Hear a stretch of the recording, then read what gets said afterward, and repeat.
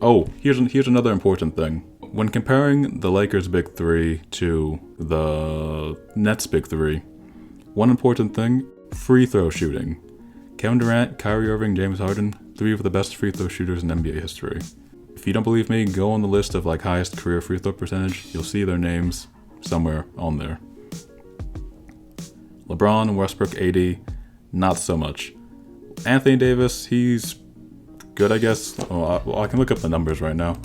I just googled Anthony Davis, and apparently he told Westbrook he'll play center more if Westbrook came to the Lakers. So that's good, you know.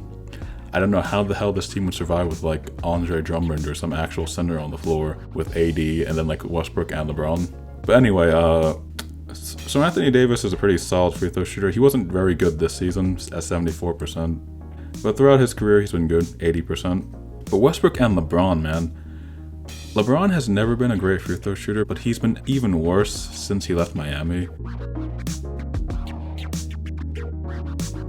And then Westbrook used to be a great free throw shooter. I have no idea why, but like after his MVP season, he's just been sort of struggling from the free throw line. One of the weirdest things I've ever seen. Has there ever been an NBA player who used to shoot so well from the free throw line that just stopped being able to shoot so well like that? Like I have no idea what happened there. In fact, his MVP season was his career high at 84.5% on 10 attempts per game. And ever since then, he's been like in the 70s and the 60s. It's wild, man.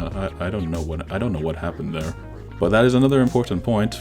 Free throw shooting, especially late in games, could be an issue for this team, especially now that they don't have KCP, who was, I believe, one of the better free throw shooters on this Lakers team that I think has been one of the worst teams in the NBA in terms of free throw shooting the last few seasons.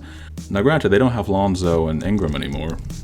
By the way, Ingram is a good free throw shooter now, but he was bad when he was on the Lakers, or mediocre when he was on the Lakers.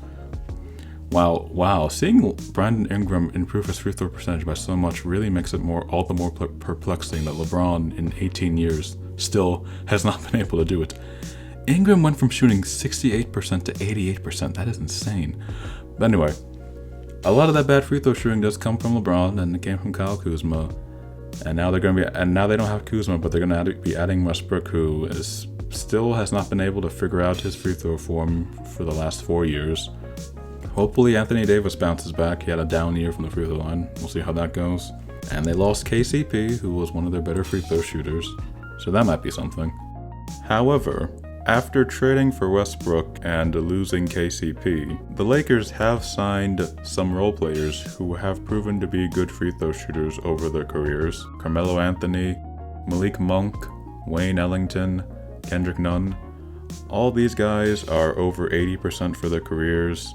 Malik Monk and Ellington are both at 84%, and Kenderick Nunn is at 88%. So the Lakers do have players they can inbound the ball to in end-of-game situations when they need to make free throws in order to hold on to their lead. Anyway, I don't know if I have anything more to say about this.